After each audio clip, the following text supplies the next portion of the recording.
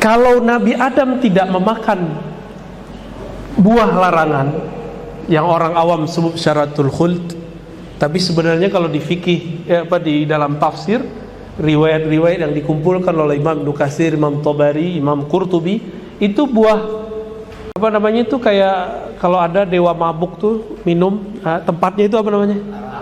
Bukan tempatnya. Bukan, dulu ada buah dijadiin tempat itu. Itu tuh labu. Itu labu, Pak. Riwayat kedua anggur, riwayat ketiga apel atau sejenis timun. Yang paling mendekati itu apa?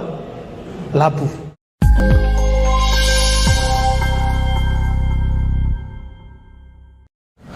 Assalamualaikum warahmatullahi wabarakatuh.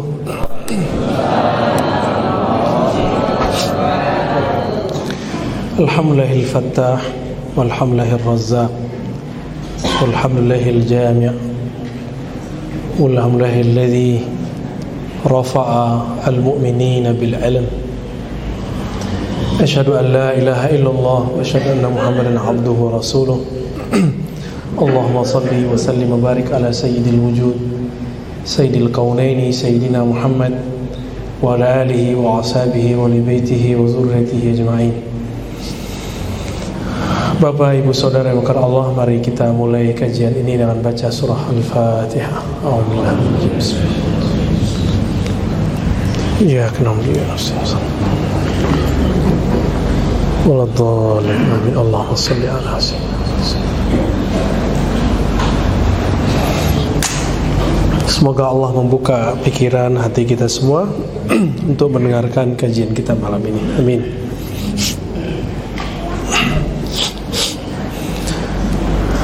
Hidung udah nggak tersumbat, tapi telinganya yang kesumbat karena ganti-ganti suhu ya.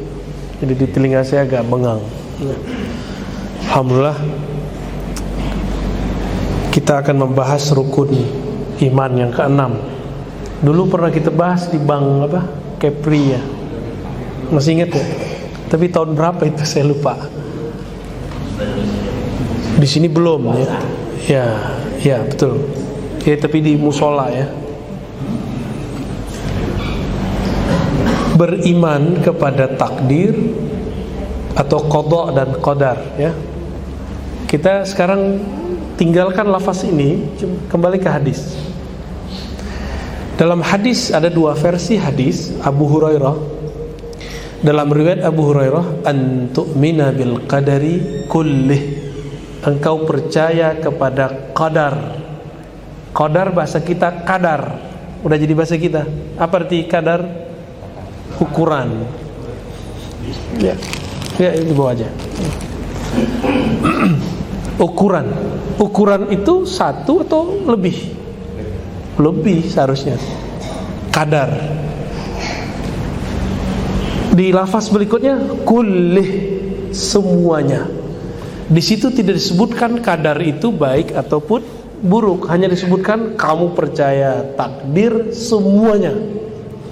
Hanya begitu.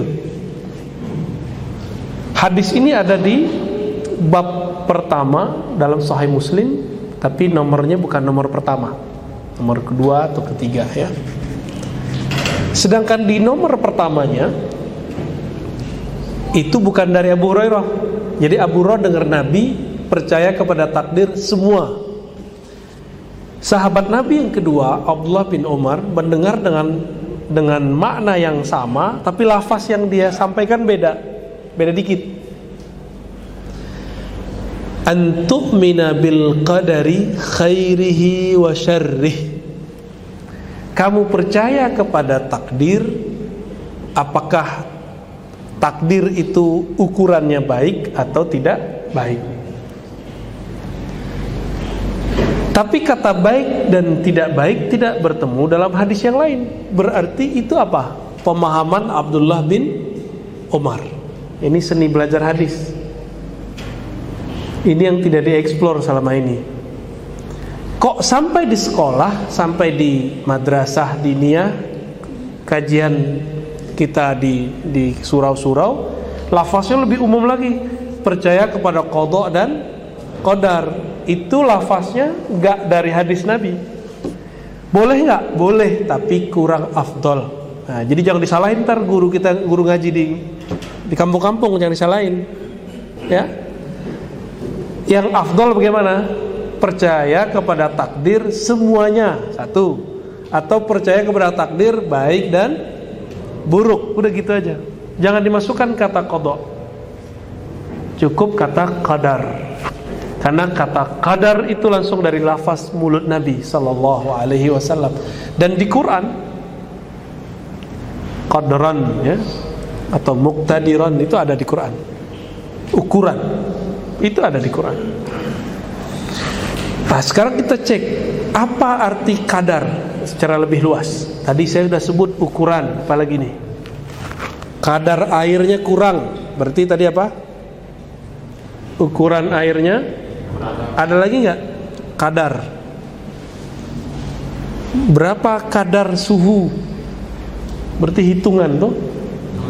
Hitungan. Maka kata kadar, qadar itu artinya bukan hanya satu pilihan.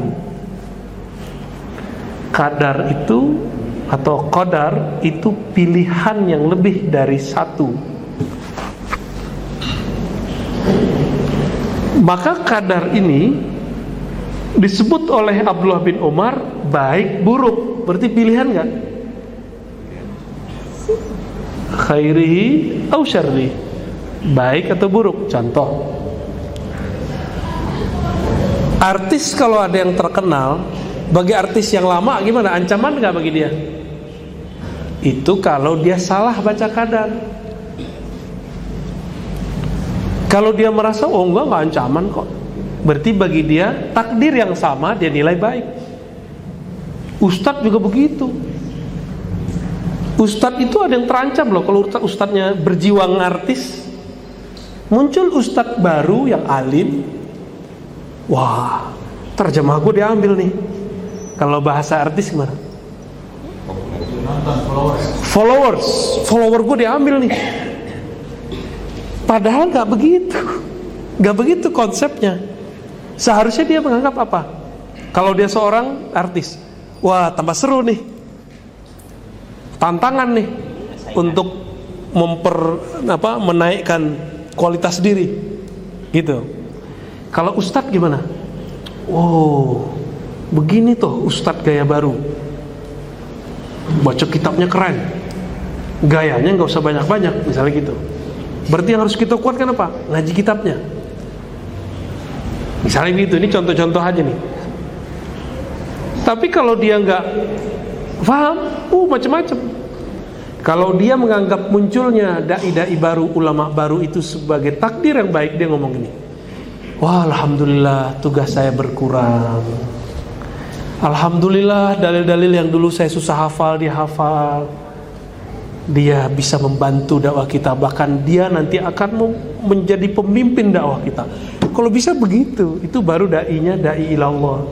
Kalau enggak, dai ila nafsihi, dai yang mengajak kepada jiwanya, popularitas dirinya. Yang boleh populer itu cuma Allah, karena dialah yang zahir. Ya, yang boleh sokan itu cuma Allah. Yang boleh dipuji-puji itu cuma Allah. Karena dialah yang mengatakan dirinya Alhamdulillah, Al-Hamid, Al-Majid, yang berhak dapat pujian. Maka kalau seorang dai, seorang artis, seorang seniman, seorang apapun dipuji, itu bukan pujian untuk dia, itu pujian terhadap anugerah Allah kepadanya. Berarti yang dipuji siapa? Allah. Cuma orang kadang lupa, mengustad aja bisa lupa. Dia dipuji, dikira dia yang terpuji, padahal ilmu bukan ilmu dia, zikir bukan zikir dia, jamaah bukan jamaah dia, zauk rasa yang dia dapat bukan zauk dia, faham yang dia terima bukan darinya, tapi dari Allah Subhanahu wa ta'ala. Kapan-kapan Allah mau ambil bisa aja. Ada orang diambil ilmunya pas tidur, ada yang diambil sama badan-badannya mati. Kan serem ya. Pedagang nih, kalau sekarang dagangannya online ya, bener. Kita dagangan online, lah muncul lagi akun yang baru, yang lain, dagangannya sama. Terancam nggak? Baik apa buruk? Buruk, bener buruk. Belum tentu. Belum tentu. Nah, yang begini-gini itu harus paham bahwa takdir itu dari Allah sudah diberikan sekian pilihan. Tinggal pilih, anggap itu baik atau anggap itu buruk. Mau bahagia, anggap itu baik. Mau sengsara, anggap itu buruk. Udah gampang toh. Oleh karena itu takdir itu saya ibaratkan seperti meja ini. Bapak pilih sudut sini atau sudut sana. Melihat dari sudut sini atau melihat dari sudut sana. Jadi takdir bukan masalah saya malas-malesan, enggak.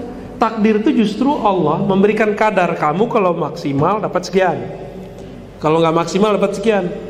Tapi nggak ada yang lebih dari itu gitu. Sehebat-hebat orang hari ini berlatih zikir, belajar ilmu ma'rifatullah, bisa jadi nabi nggak? Nggak bisa. Kenapa?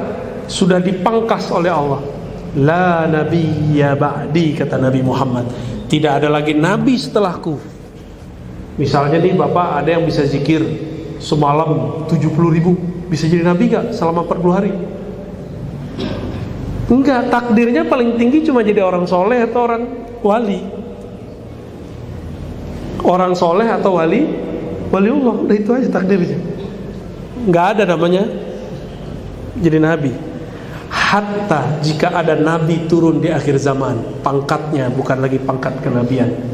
Dia seorang nabi, tapi pangkatnya tidak dipakaikan jabatan kenabiannya. Nabi Isa turun jadi umat Nabi Muhammad, sholat seperti umat Nabi Muhammad, bahkan jadi makmum umat Nabi Muhammad. Apalagi Nabi Khidir, kalau Allah izinkan beliau keluar, muncul jadi umat Nabi Muhammad. Bahkan telah belajar kepada Nabi Muhammad saat sahabat-sahabat hidup. Itu sebabnya Ibnu Hajar al-Asqalani dan gurunya Al-Iraqi memasukkan daftar Nabi Khidir kepada sahabat Rasulullah sallallahu alaihi wasallam. Takdir yang paling indah itu apa? Saya mau tanya nih. Apa takdir paling indah? Kawin? Bukan, belum tentu. Ada orang kawin cerai kok.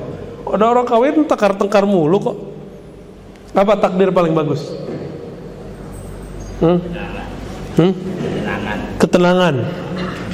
Oh, boleh. Ada lagi nggak Pak?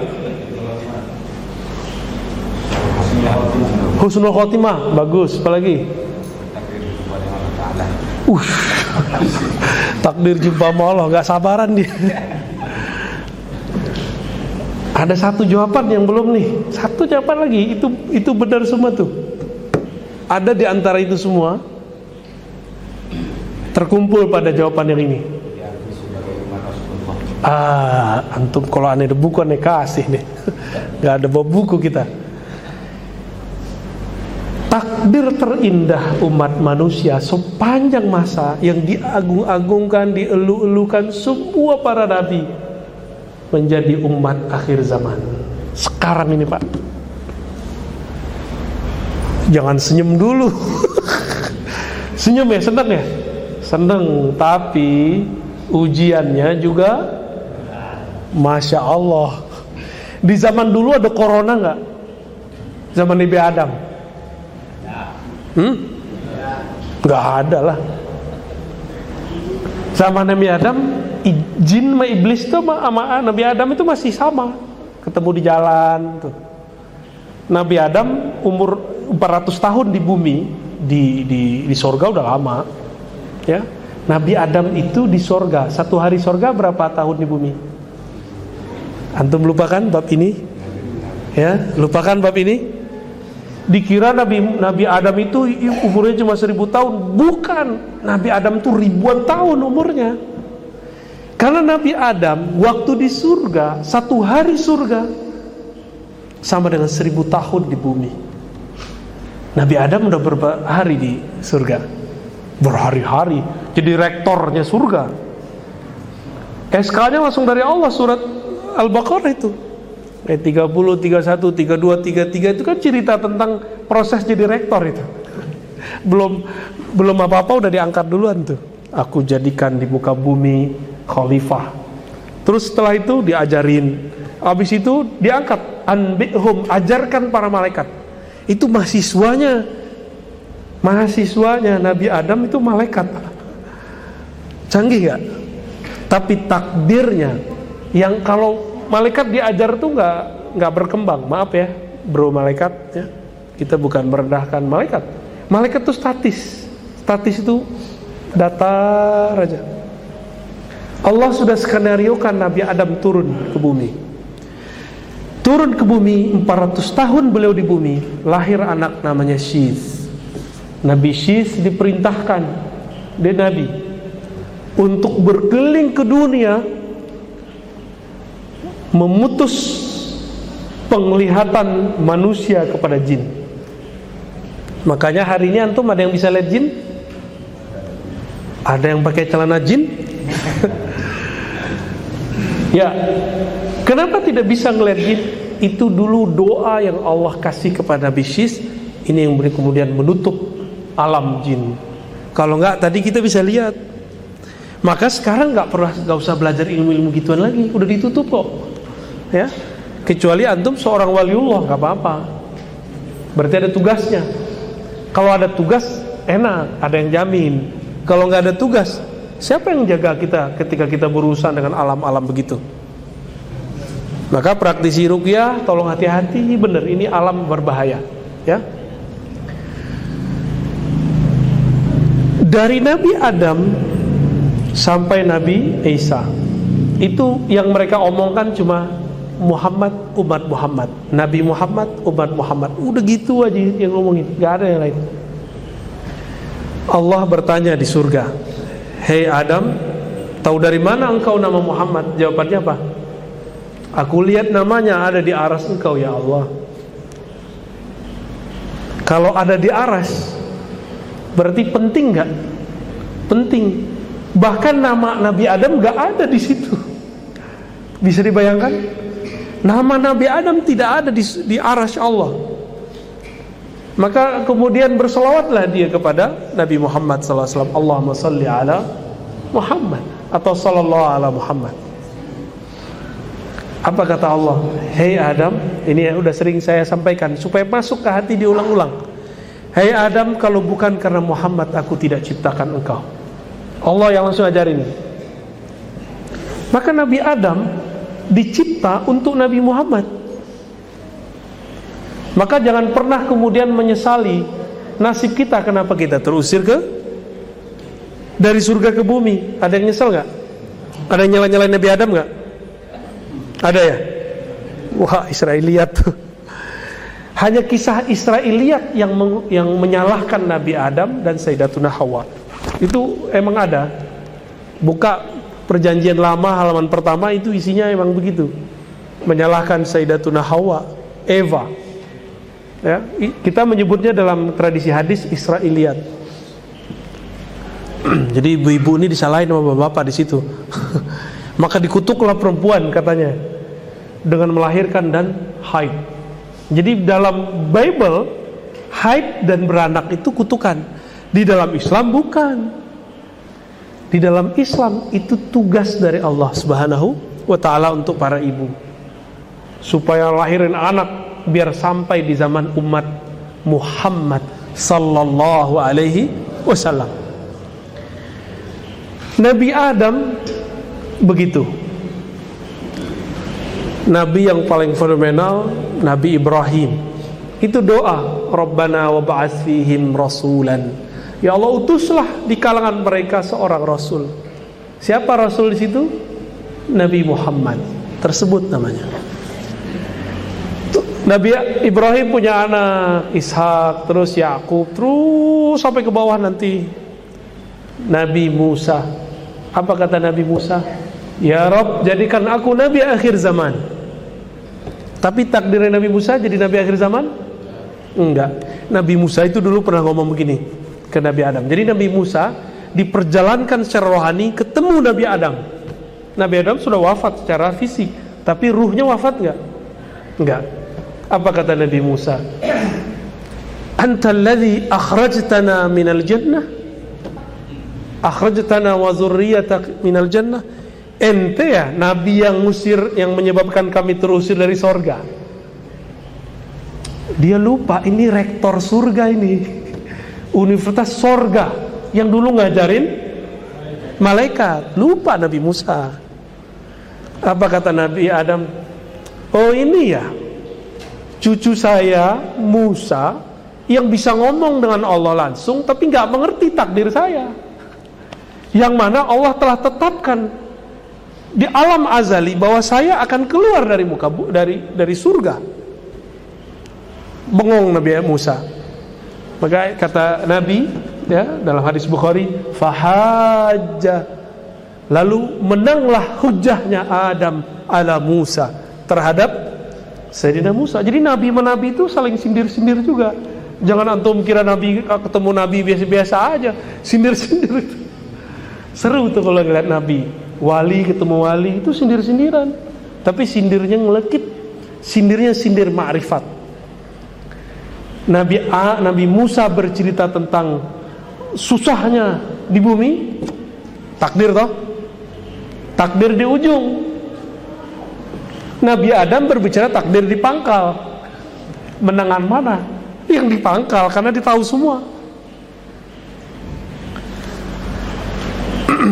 Kalau Nabi Adam tidak memakan buah larangan yang orang awam sebut syaratul khuld, tapi sebenarnya kalau di fikih di dalam tafsir, riwayat-riwayat yang dikumpulkan oleh Imam Ibnu Katsir, Imam Tabari, Imam Qurtubi, itu buah apa namanya itu kayak kalau ada dewa mabuk tuh minum, tempatnya itu apa namanya? Bukan tempatnya. Bukan, dulu ada buah dijadiin tempat itu. Itu tuh labu. Itu labu, Pak. Riwayat kedua anggur, riwayat ketiga apel atau sejenis timun. Yang paling mendekati itu apa? Labu. Itu ada, silakan cari tafsir Ibnu Katsir. Ada ketemu. Kecuali yang terjemahan saya nggak tahu ya. Ada jilid pertama. Seandainya Nabi Adam dan Sayyidatuna Hawa tidak makan itu, nggak ada kita. Dari sebanyak pohon-pohon buah-buahan di surga, kan di surga boleh makan semua ya Kak? Tapi Allah buat sekarang penasaran, karena sejarah surga dah selesai di Nabi Adam. Nabi Adam sudah jadi rektor, ya. Sudah ada yang kalah, Azazil iblis kalah. Maka sekarang episode berikut, episode klimaks. Apa itu? Proses turunnya Nabi Adam ke bumi. Kan takdirnya apa takdirnya Nabi Adam? Nabi Adam bakal turun ke bumi, jadi pemimpin di bumi.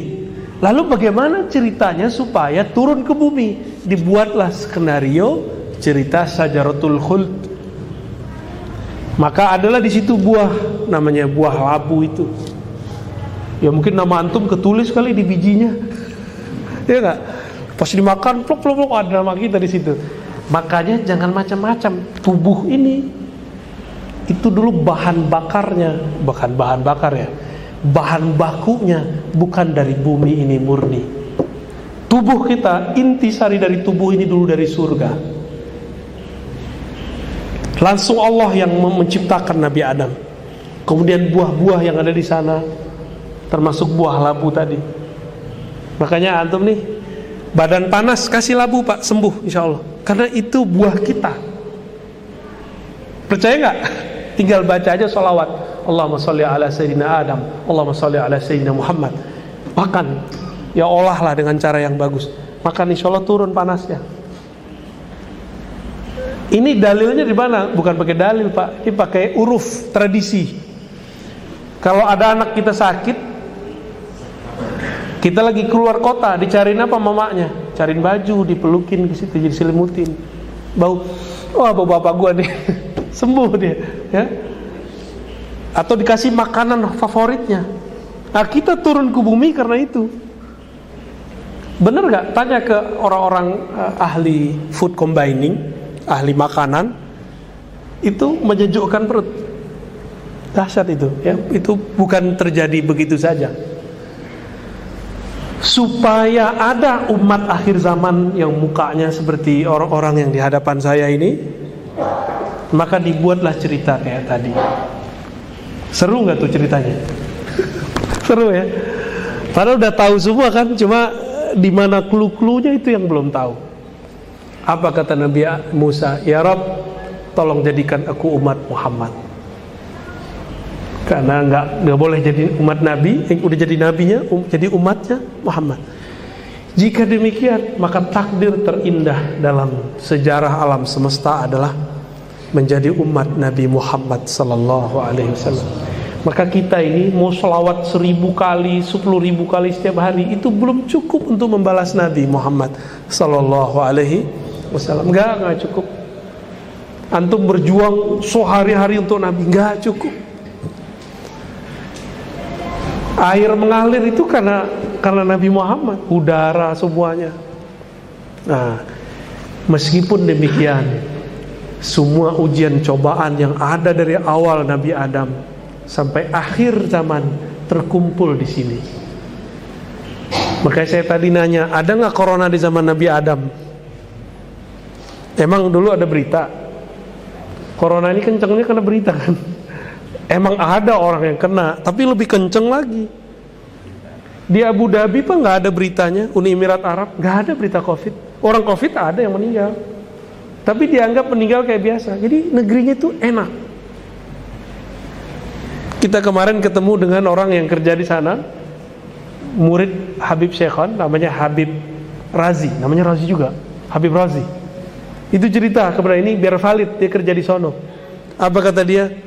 Di sana itu berita COVID tidak begitu, bahkan tidak ada. Satu lagi Yaman, Hadramaut. Di Hadramaut tuh kayak nggak ada berita COVID. Orang mati karena COVID ada Pak. Berarti berita ini berpengaruh nggak kepada kondisi psikis kita? Berpengaruh. Jualan hancur, usaha mundur, ya. Kepala babak belur. Dompet, waduh, lengkap sudah ya. Emang begitu Pak. Tapi saya ingat-ingat ya, 2 tahun sebelum ini, 3 tahun sebelum ini, orang-orang kalau kita temui tetap aja ngomong dompet. Hidup susah Ustaz, susah Bu ya. Nggak ada corona padahal. Takut dia dimintain duit kali ya. Siapa juga yang mau minta ke dia, ya? Untuk apa dia ngeluh, mau nunjukin bahwa dia tuh susah ke orang. Jadi udahlah, pilih takdirnya. Sekarang corona udah nyebar di dunia. Pilih ngeluh atau sabar. Ada yang lebih canggih, ridho. Orang kalau ridho nggak ada beban di pikirannya. Gimana? Kalau sabar ada batasnya. Syukur ada batasnya. Yang nggak ada sabar, nggak ada batasnya apa? Ridho. Ikhlas itu puncaknya Pak. Puncaknya ridho ikhlas namanya, lepas semua udah. Ridho dulu. Coba mulai besok pagi sebelum tidur lah ya, baca raditu billahi robba, aku ridho kepada Allah sebagai yang mengatur alam semesta. Udah ridho belum? Adakah terjadi di alam semesta satu biji zarah saja, atau satu gerak, atau satu mikroba, satu bakteri tercipta, terjadi bukan dengan izin Allah? Ada nggak? Apakah corona ini terjadi dengan selain izin Allah atau dengan izin Allah? Berarti Allah sedang mentakdirkan apa hari ini corona berkembang. Allah lagi uji kita, nanggepinnya gimana? Pakai ridho, pakai sabar, pakai syukur, atau pakai ngeluh? Jika kita ngeluh, takdir corona jadi buruk. Jika kita nikmati saja takdir ini, kita ridhoi, corona pun tetap indah. Karena corona apa? Karena corona saya bisa ngaji ma'rifatullah lebih banyak. Dulu kita sibuk dakwah kiri kanan hilir mudi, gak memikirkan diri sendiri. Tapi berkah corona saya bisa ngaji kepada guru saya 2 kali sepekan, bahkan kalau mau lebih. Berkah corona Pak. Jadi saat lagi corona kencengnya itu Jakarta lockdown semua, kita tetap keluar jam 12, balik nanti jam 4. Berarti ngajinya jam 12 atau jam 11 berangkat, itu udah gak ada penjagaan. 11, jadi orang semua penjaganya udah pada tidur, udah balik, udah sepi, jalan. Alhamdulillah gak pernah kena penyekatan, gak pernah. Karena kita pun tidak buat kerumunan saat itu. Sekarang di Jakarta pengajian sudah biasa, Pak. Cuma jaga jarak. Ya, kalau di sini jaga hati. Udah mulai paham cara memahami takdir? Oke, kita senang seseorang nih, perempuan, ya Bang Edri ya, senang seseorang. Ternyata keduluan sama orang lain nikahin dia. Itu takdir buruk atau takdir baik? Kayaknya patah hati tuh. Takdir baik gitu. Agak lemas ya. Tapi kalau kamu bisa nikahin dia, takdir baik gitu. Beda bahasanya. Itu takdir baik apa buruk? Baik. Seandainya dia nikah sama kita, belum tentu kita bisa hidup seperti sekarang enaknya. Kita santai. Siapa tahu kalau wajahnya agak charming dikit, biayamu wajahnya mahal, Pak. Ya, biasa-biasa aja lah ya. Biasa-biasa, tapi hatinya luar biasa. Maka takdir baik dan buruk itu ada di persepsi, ada di rasa, di kolbu, di hati. Maka hidupkan kolbu, buat paham pikiran, nanti kita akan menikmati semua takdir. Semua takdir. Orang nggak akan gampang ngata-ngatai, nggak gampang menghujat. Ini kan orang bingung menghujat siapa, menghujat Tuhan kafir, udah hujat aja siapa deh gitu. Kan begitu sekarang. Itu sebabnya orang-orang yang faham rukun 6 ini lidahnya jarang mencaci maki. Jadi kalau ada ustadz suka caci maki, sosok, kelompok, itu kurang percaya sama takdir itu. Ya. Kurang menikmati takdir dia. Dia yang dia lihat takdir itu yang buruk-buruk doang. Ada kelompok beda dikit buruk gitu. Bagi saya kelompok yang beda sama kita itu nikmat, Pak. Kalau nggak ada kelompok itu, kita nggak baca kitab hadis. Kita cukup aja kita fikih dari dulu sama tasawuf kan, sama akidah sifat 20, nggak kita cari dalilnya. Karena mereka nanya mana dalilnya, ya maka saya memahami mereka sebagai alat Allah kirim supaya kita ngaji lagi. Kita udah jawab, dia nggak terima, ya sudah. Dia kasih ilmu sama Allah, dia nggak dikasih ilmu. Gitu kira-kira. Jadi mudah ya teknik belajar takdir, nggak pakai teori yang aneh-aneh, cukup persepsi di kolbu pikiran kita. Ya, wallahu a'lam bishawab. Kalau ada yang mau tadi tanya jawabnya belum beres, boleh dilanjut. Ya, pakai kertas juga boleh ya.